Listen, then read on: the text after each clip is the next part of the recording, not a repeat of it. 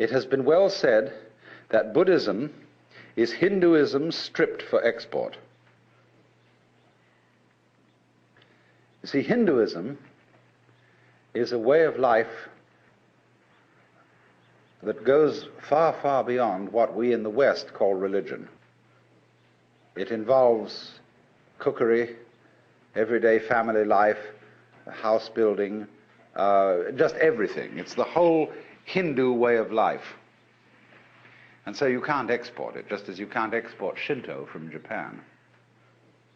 It belongs to the soil and the culture.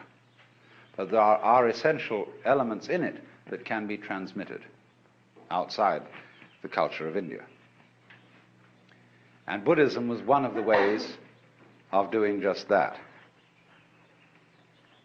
So one might say simply this, to try and sum up what Buddhism is about.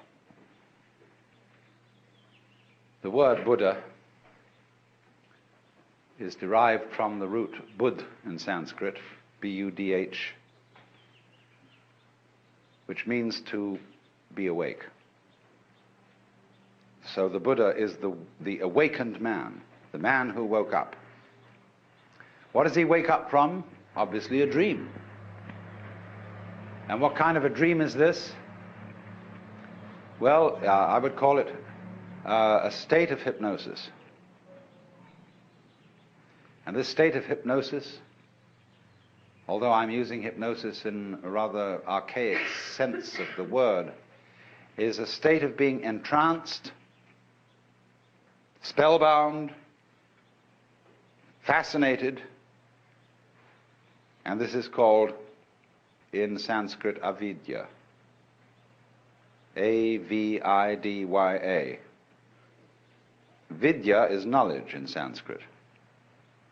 And it is the root from which we get videre in Latin, to see, and so vision in English. So putting the A in front of it means non. Avidya, not seeing. Ignorance, ignorance. Where you see but you ignore everything that you're not looking at. When you put the beak of a chicken on a white chalk line, and the chicken is fascinated with that and can't get away from the chalk line, that's avidya. So in the same way, our beaks were put on a chalk line when we were hypnotized into the notion of attending to life by conscious attention alone, by the spotlight to the exclusion of the floodlight. And so we began to imagine that we were separate individuals. What is called in Buddhism Sakkaya Drishti, the view of separateness. And a Buddha is one who has overcome that. He is awakened from that illusion, from that state of hypnosis, and he knows that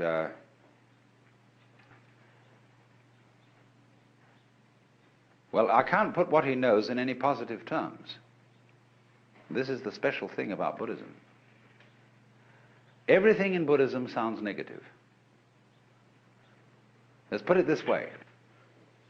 Let's suppose you engage yourself in a relationship with the Buddha, or with one. I mean, there are hundreds of Buddhas. The one we call Gautama is just the historical Buddha that everybody knows about. But one Buddha leads to another, because as a result of his relationships with people, he turns them into Buddhas too, awakened people. Now you meet one of these people, and he's going to give you a rough time.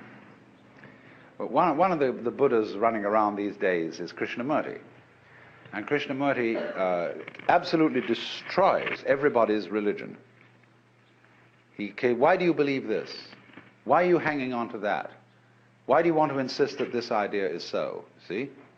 And he shows you that all your fixed formulations, all the ideas to which you cling, are spurious. And then you suddenly get into a kind of vertigo, dizziness, that you feel suddenly that you're no longer standing on the firm ground, but that the universe has suddenly turned into water, or worse, air, or worse still, empty space. There's nothing to hold on to. Now you see, often when one discusses religion with people, they say, well, I need a religion because I need something to hold on to.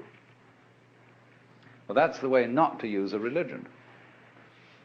Because if you use religion as something to hold on to, your religion is an expression of unfaith. Faith is where you let go, not where you hold on. When the cat falls off the tree, the cat relaxes, you see. And so the cat lands with a soft thud and doesn't get hurt because the cat has faith. But if the cat in midair were suddenly to grab itself with all 4 feet and tighten up, you see, it'd be hurt. And that's what people do when they say, Rock of Ages, cleft for me, let me hide myself in thee. They want something to hold on to, you see. And that is unfaith. So the method of Buddhism, it's called the Dharma, doesn't mean the law, it means the method.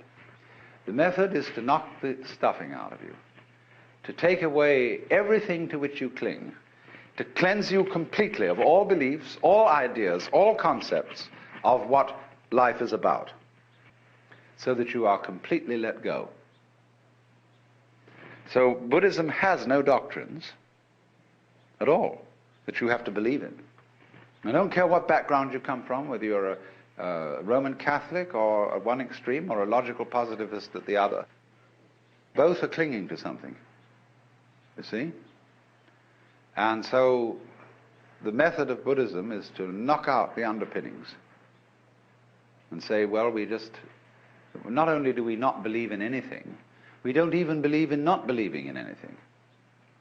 You know, you crawl into a hole and pull the hole in after you. But in this case, you do the exact opposite of that. That's a defensive move, to crawl into a hole.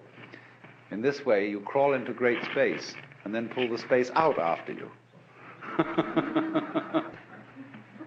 And to go through this is pretty rough, because you can do it on what seems at first to be a merely intellectual level. See, you can engage a group of people in a discussion, and you can start, whenever they propose an idea that is their sort of guiding principle of life, you demolish it, show that it doesn't hold water.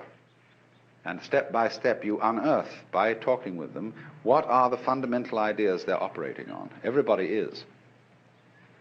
Everybody is a philosopher.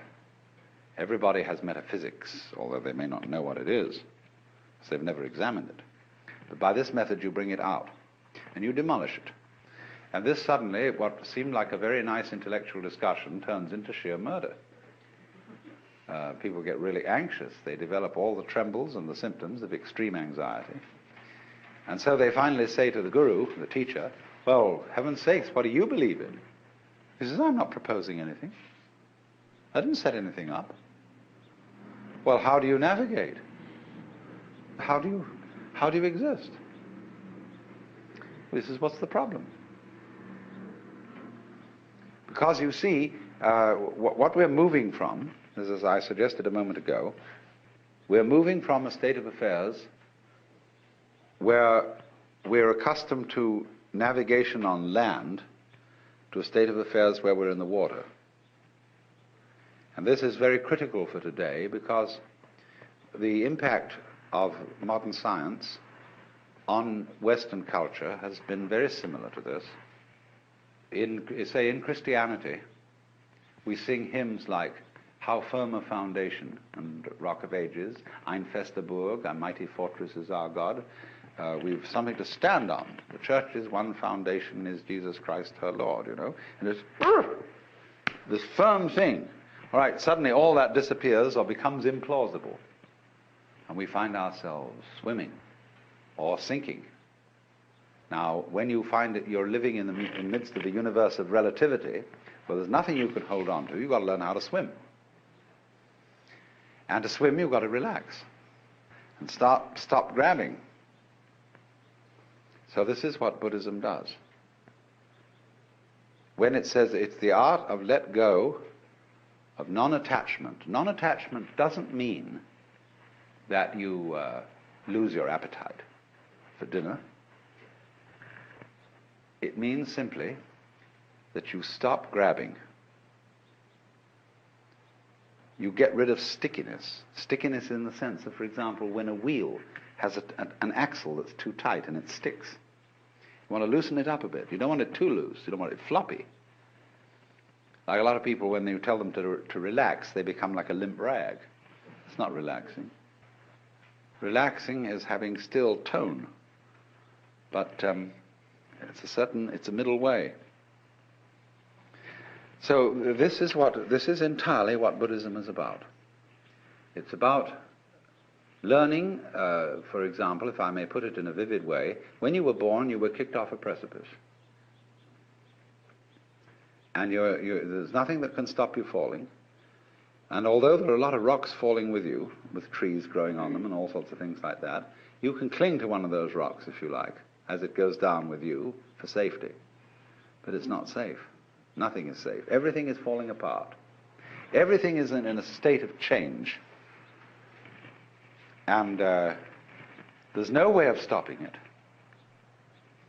And when you are really resigned to that, and when you really accept that, then there's nothing left to be afraid of. And when there's nothing left to be afraid of, and you've given everything up, and you know that a lot of people in religion cling to suffering because they know they are right as long as they hurt. Oh, I bless the good Lord for my boils, for my mental and bodily pains. For without them my faith all congeals, and I'm doomed to hell's ne'er-ending flames. There are a lot of people who know that they're right so long as they suffer. But that's an illusion too. Even suffering offers no security. Even suicide offers no security in Buddhism, you see. There is no security at all. You simply have to face this fact that everything is in flux and go with it. And so the question then is simply how to convince people of this, if anybody wants to be convinced. It's not the sort of thing you shove down people's throats. You don't convert them to this, because if they don't want to be converted, they won't let go. So Buddhism therefore involves a very special relationship between the questioner and the person to whom the question is addressed, the pupil and the teacher. And now then, Buddhism came to China as early as 60 AD, but didn't at that time make a very great impression. It was not until about the year 400 that a very great Sanskrit scholar by the name of Kumarajiva came and started teaching Chinese scholars Sanskrit. And they worked with him to translate Sanskrit into Chinese. And they translated the Buddhist scriptures. They didn't, of course, do them all at that time, because the Buddhist scriptures occupy about as much space as the Encyclopedia Britannica. In fact, a little more. The Indians are great talkers.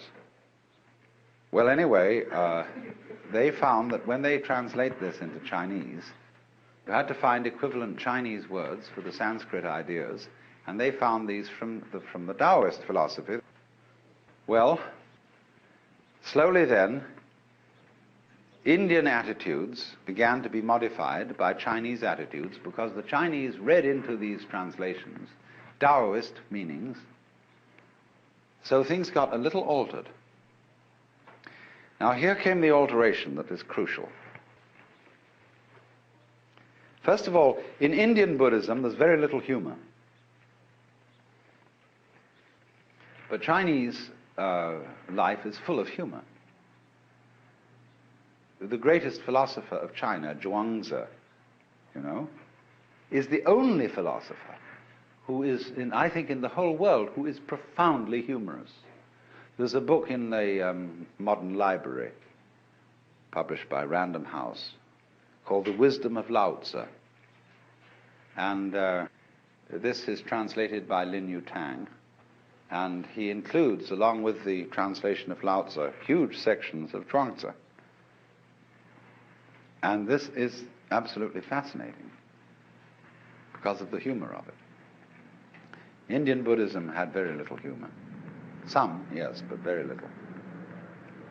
Next, it was all tied up with celibacy, which to the Chinese was absolutely incomprehensible. Because Chinese civilization is rigged around the family to a far greater extent than ours is,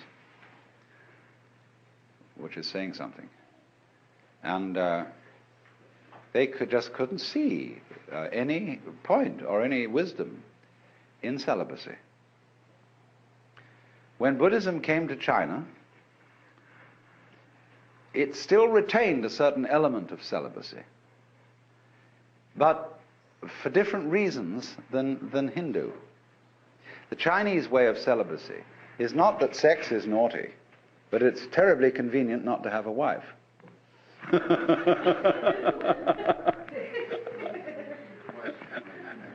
In other words, the ideal of the uninvolved life has a certain appeal. But they could never get through into their heads the notion that sexual desire was bad, which has always played a fairly strong role in Hindu thinking. Not in the same way as it has in the West.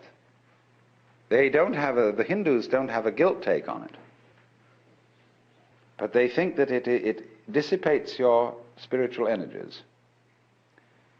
And you see, in yoga, they envisage the idea that at the base of the spine there is what is called the kundalini, the serpent power, or the force of psychic energy. And so long as it remains at the base of the spine, this force is dissipated in sexuality. Now, yoga is to suck this thing up the spine and get it into the head. And so then you withdraw from the manifestation of this energy, or the dissipation of it, in sexuality, and it's put on a higher level. Only which end is up.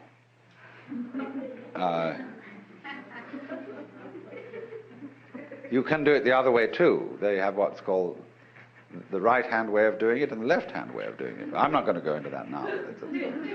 But the Chinese didn't see it that way. They couldn't see that it was a dissipation of energy.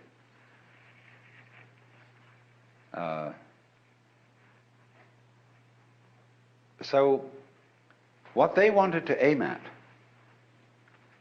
was a way of living Buddhism and being awake, but at the same time remaining active in the ordinary life of the world. It's what's called, in their phraseology, being king on the outside and a sage on the inside. Managing practical affairs, completely involved in whatever life is, but at the same time inwardly living on top of the mountain, being cloud-hidden, whereabouts unknown. So Chinese Zen is the preeminent expression of this, because it is the mixture of Indian Buddhism and Chinese Taoism plus a certain Confucian practicality. Zen developed out of the work of Kumarajiva, came into China, as I said, 400 or a little before.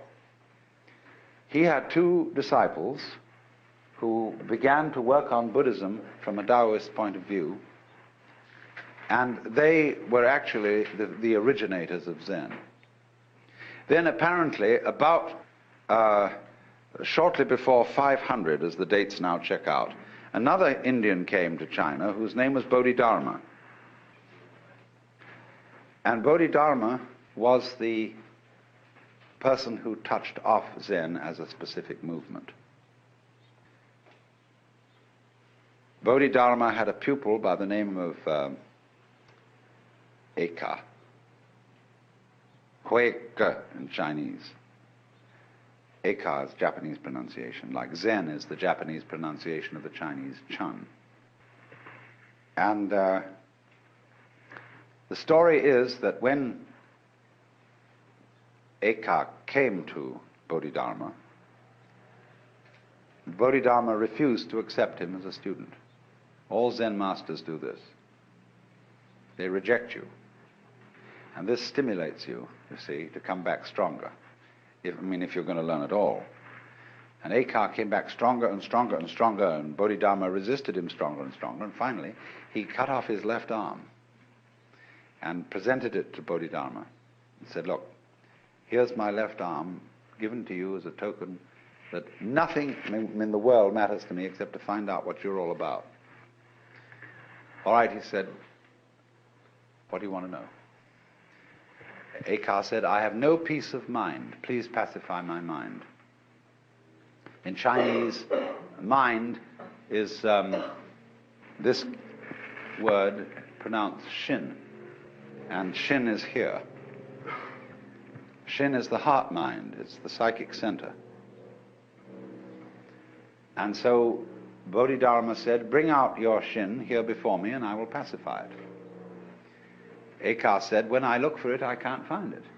Bodhidharma said, then it's pacified. And Ekar immediately understood what all the thing was about. That's the experience called satori in Japanese, wu in Chinese, Mandarin, and in the Cantonese dialect,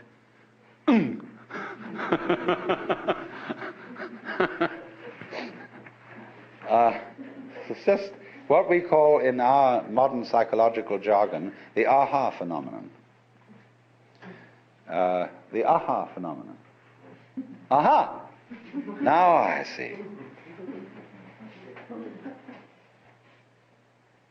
Well, now, what was all this? This Zen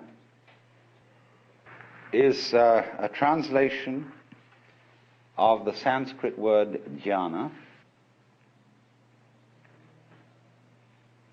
And so this is being pronounced Chan in Chinese and Zen in Japanese, is unfortunately untranslatable in English. It designates a certain state of consciousness that is sometimes called meditation, but that won't do it all. Contemplation isn't really the point. Chinese have a different word for contemplation. And sometimes one-pointedness of mind. I would prefer to translate this word with the notion of total presence of mind. When we say a person is crazy, we often say they're not all there.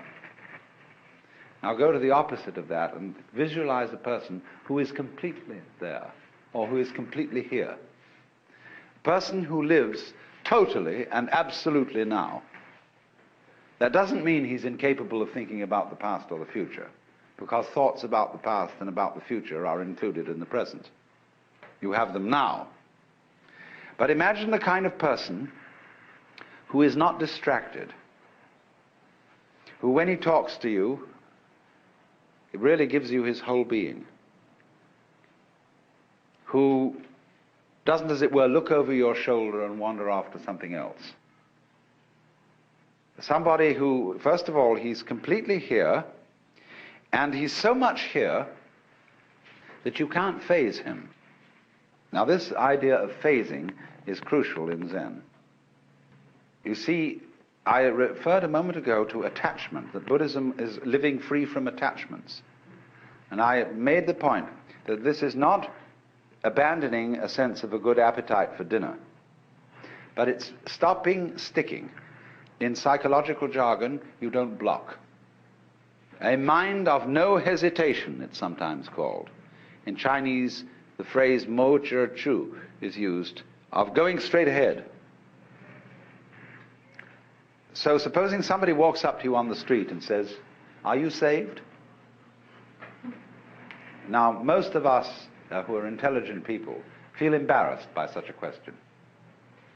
You know, what's this wretched Salvation Army person or Jehovah's Witness doing asking me whether I'm saved or not? And we're all a little bit, you know, what do you do with a nut like that?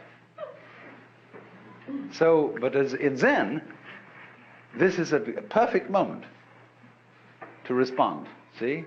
To the most embarrassing question, are you saved? But Zen comes back in a very funny way.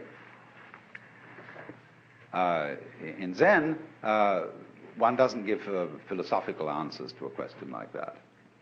You give practical answers. I had a boiled egg this morning.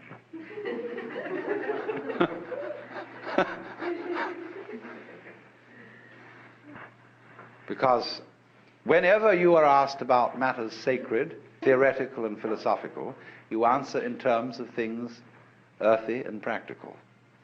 But then on the other hand, when you are asked about things earthy and practical, you answer in terms of things religious and philosophical. Is dinner ready? You know? Who's asking this question? Who are you?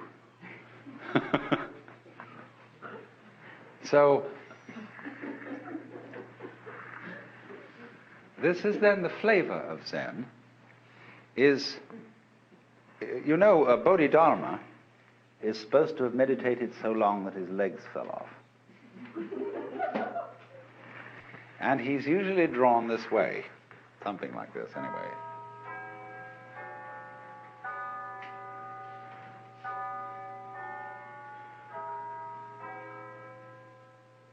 It looks like a shmoo.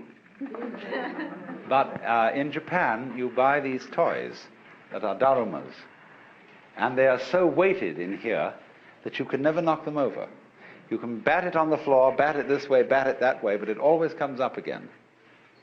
And so the poem says, 7 times down, 8 times up, such is life. So this is the principle of not being phased, not being attached. So to play the game, you can't phase me. Now, this is very important in the art of lifemanship. Fundamental gamesmanship. Because you see, when the Zen monks moved into Kyoto, they took over the best part of town. Simply fantastic how this happened. The beautiful hills were occupied by the brigands, who later became the Japanese nobility. The great daimyos, these were the toughest characters. And the Zen monks played a game with them, which was that, you know, you possess all these lands and you're powerful and so on, but so what? It's all falling apart. Then what will you do? Well, they said, that's too bad, we don't know. And the Zen monks said, oh, you haven't got the hang of the thing, you see. So they found that they couldn't terrify Zen monks. That they played all sorts of tricks, but the Zen monks were better masters at it. See, supposing you say to somebody, look, I'm not afraid of you. You can do anything you like. You can kill me or anything at all. Well, if I go and kill the fellow who says this, I'll never find out whether he was afraid or not.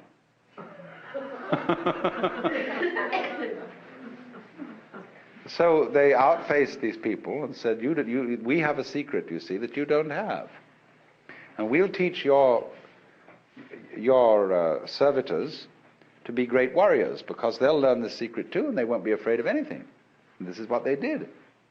And so the daimyos, the noblemen, built great monasteries for these Zen masters and monks on their best land. The finest artists of Japan made gold leaf screens for almost every room in the place. And although nobody owns anything individually, the community owns it collectively with the protection of the daimyos. And they had a tremendous scene going. Now, to us that sounds extremely weird, even immoral. You don't expect religious people to do things like that. No, I know you don't. If the religious people are self-righteous and have no humor. But these people didn't go around pretending that they were specially good. They didn't dupe themselves. They were people who understood what human nature is. That in every one of us there is an element of irreducible rascality. In Jewish theology, this is called the Yetzer Hara. Yezerhara. the Yetzer Hara, the element of irreducible rascality, which was created by God, because God has one too. And that's why when you are really affectionate with somebody else, when, for example, men, I don't know what women do in their private lives between each other, but men, as we all know, say to someone they're very fond of, "Why, you old bastard." You know? Just like that, you know, there's a certain way of saying to a person, there's a certain glint of recognition. And so there's a Zen poem which says, when two Zen masters meet each other on the road, they need no introduction. When a thief meets a thief, they recognize each other instantly.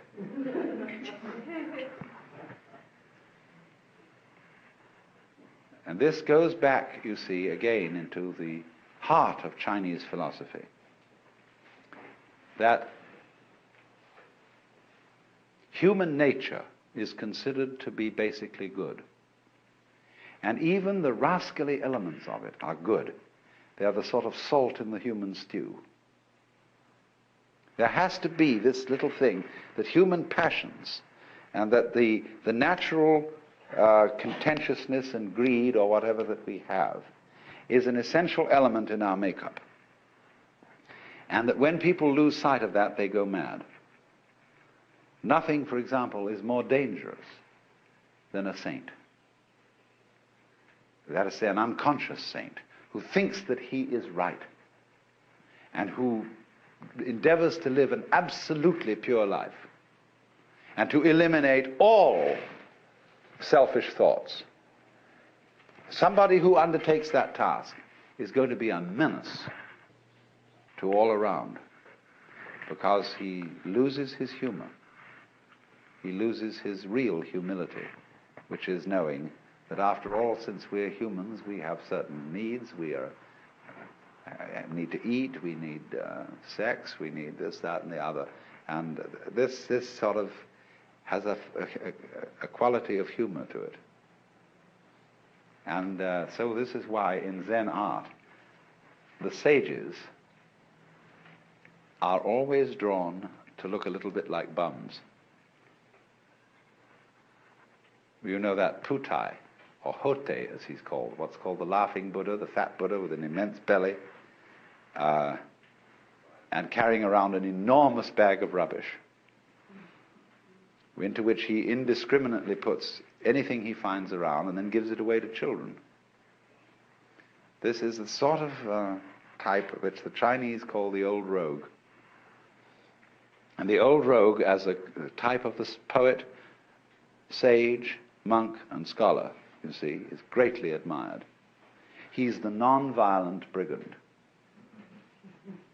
the rolling stone, the free man, or in our words, the joker. The joker, you see, is the card that can play any role in the pack. So then, Zen developed in China after Bodhidharma's time and came to a sort of golden age in the Tang and Sung dynasties. The golden age of Zen lies between 713 AD and approximately 1100, 1200, 11 to 1200. That's the great creative period in which all the marvelous masters emerged and during which Zen exercised a profound influence on the development of Chinese poetry and painting, calligraphy and scholarship. Then, between 11 and 1200, it shifted to Japan and underwent a new development, rather different in quality and in tone. And after it had done that for some curious reason, which is a very complicated historical question, it slowly faded away in China. So that as we find it today, it is principally a Japanese phenomenon, and it is slowly fading in Japan and slowly growing in the West.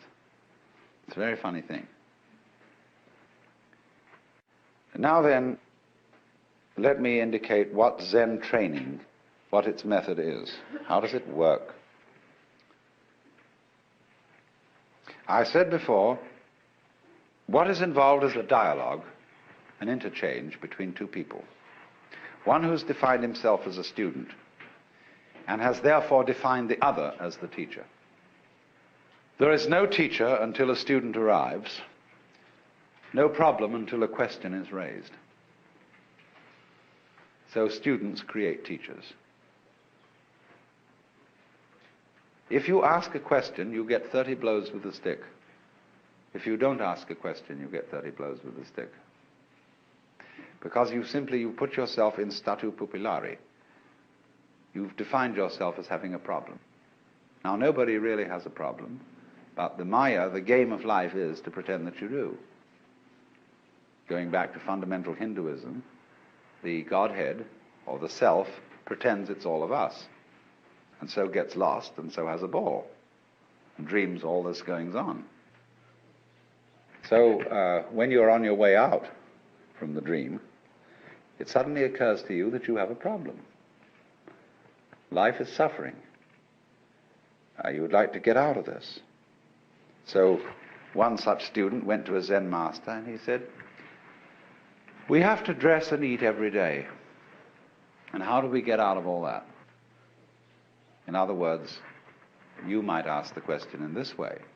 We have to work, get up Monday morning, go to the office, do all this routine, sell something and so on. How do we get out of the rat race? So we have to dress and eat every day, and how do we get rid of all that? And the master said, "We dress, we eat." The student said, "I don't understand." He replied, "If you don't understand, put on your clothes and eat your food." Now, this is the kind of dialogue so characteristic of Zen. So the position is this. The master, on being approached by a student about the problem of life, says, "I have nothing to teach you. I'm a Zen master. I have nothing to say. Zen is not words. And furthermore, everything is perfectly clear." There was a Confucian scholar who went to a Zen master and said, "What is your secret teaching?" And he replied, "There is a saying in your own teacher Confucius which explains it all. Don't you remember when Confucius said to his disciples, 'Do you suppose that I'm concealing something from you? I've held nothing back.'" And the scholar didn't get this. So a few days later they were walking together in the mountains, and they passed the wild laurel bush. And the Zen master said to the Confucian scholar, "Do you smell it?" He said, "Yes." He said, "You see, I'm holding nothing back." So the position of the Zen master is, there is nothing to tell you. There is no, we're not offering you any panacea, any solution, any doctrine, any big goodie to the problem of life. Because the problem is an illusion. Well, then the student under these circumstances thinks, well, this is some sort of a come-on. He's testing my sincerity. And of course the nothing which he has to teach is the mystery of the great void. See, he doesn't take it as meaning just plain old ordinary nothing, but the great void. And so he persists. And the teacher makes him persist until he gets way out on a limb. He has to persist so much that he practically dedicates his life, saying, just as the way Huika symbolically cut off his arm. The student is put in the position of dedicating his life to solving this thing and getting what that teacher has. And of course there wasn't anything all along, but he's been put in that position. So then once he's in statu pupillari, once he becomes a student, he's put through all kinds of hoops. They make him learn to meditate, to sit cross-legged, practice zazen, And then they also add to the trouble by asking impossible questions, which are called koan. And these questions are palpably absurd. What they're saying, essentially, at least the elementary koans are all concerned with this, are requests for behavior on the part of the student that will be perfectly genuine. In other words, show me who you are. Now, wait a minute, I don't want to see any social definition of you. I don't want to know your name, your address, who your parents were. I want to see the absolutely authentic you. It's like existentialists talk about authentic being. Or it might be in the same way a confessor, father confessor in a Christian sense could say. Now, give me a really good confession. What is the thing, bad thing you've really done? And you confess to him adulteries and murders and thefts and sacrilege and blasphemies and cussing and so on. And he says, oh, no, come off it. Those are only trivial sins. Come on now, what is the really awful thing you've done? I don't know, what, me? This is the backwards way of doing exactly the same thing a Zen master is doing, saying, who are you really? Are you anybody? Is anybody home? Have you got anything? And they do things like making you shout. See, this word is a very important word in Zen. Nothing. Mu. It's represented by the empty circle. The word mu in Japanese. So they say, now say it. Say mu. Mu! You know, with all your guts going into it. They say, no, you don't know how to say that. Come on, that's feeble. That's nothing. Let's really say it. They have every kind of trick like that to show you that the more you make an effort to be genuine, the more of a fool you become. And they tie you up in knots until you're desperate. There was an American Zen student who was on a Fulbright, and I gave him a year to study Zen. And he started to panic because he had only a month to go and he hadn't realized it. And he knew he had to, and he went to the Zen master and said, damn it, he said, look, I've only got a month left. And the master said, all right, we'll have what we call osession. You know? Osession is an intense meditation practice where you only sleep 3 hours a night sort of thing, and you meditate all the rest of the time. Let's go, let's really do it. Do it. And every day, 3 times, you come to me and present the answer to your Zen problem, your koan. And it got worse, and it got worse, and it got worse, and he got more and more desperate. That here was this Fulbright going to end, and he wouldn't know what Zen was all about. Well, practically on the last day, he suddenly saw there was nothing to see. You know, it's all right the way it is. And this tremendous illumination, this load off his head, was, of course, what the master was trying to make him do. But now, in the ordinary way, if you're not on a Fulbright, and you can stay around further in Japan, the master will then play a trick on you. You'll say, oh, now, that's wonderful. You got your foot in at the gate.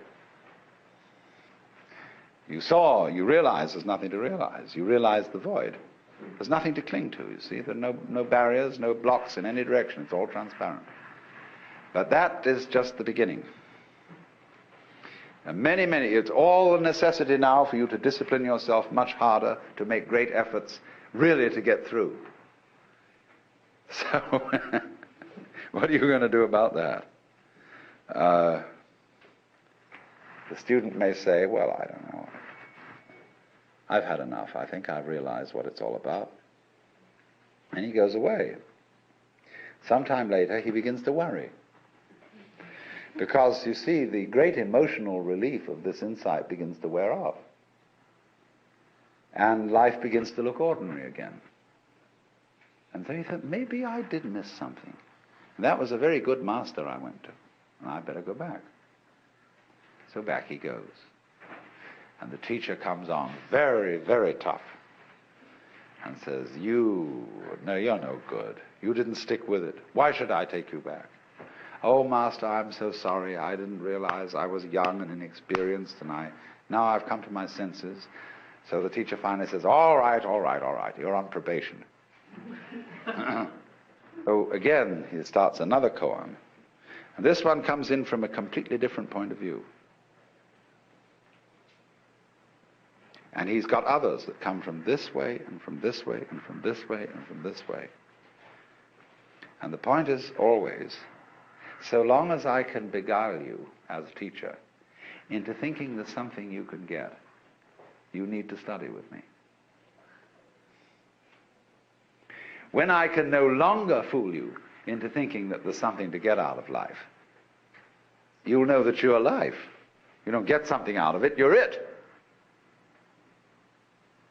But so long as you can be phased and you can be taken in by the teacher, you need a teacher. But so in the end, when the student no longer needs a teacher, and he sees that this old boy has fooled him the whole way through, he says at the same time, profound respect, and you wonderful rascal.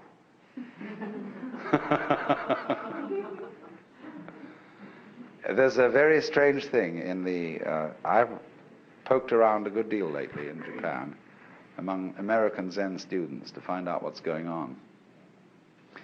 And they tell me that the initial come-on of a Zen master is very tough and very authoritarian and paternalistic. But as you move in, he turns into your older brother and is a person you feel going right along with you, beside you, helping you in this thing, full of friendship and compassion and everything.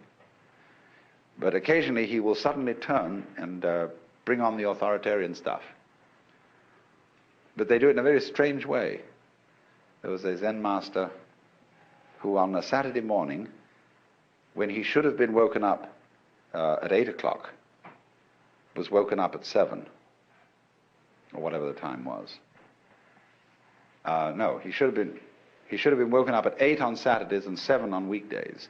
So this was a Saturday, and his attendant monk came and woke him up at 8. He was immediately looked at the clock and was absolutely furious that he'd been woken up an hour late because he didn't know it was Saturday.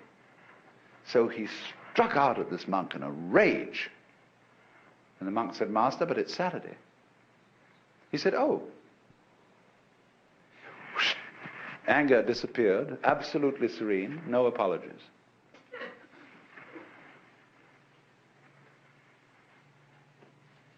So you see the nature of this game. It is the Zen game. And I seem to have given away the show to you. I've told you all the inside mechanics of it. But you would discover that if you tangle with a Zen master and you think you know from what I had told you what are the mechanics of it, and you stuck your neck out to put yourself in the position of being an inquirer, everything I had told you would be useless. He would outwit you completely. That's what consists in being a master. He's not doing it because he wants to be superior and to put down other human beings. He's doing it out of great compassion because he feels he knows something which, if you could find out, you would just be so happy and would want to give it to everybody else. But you can't give it away because everybody's got it. What you've got to make them do is to see that they have it and that you don't give it to them.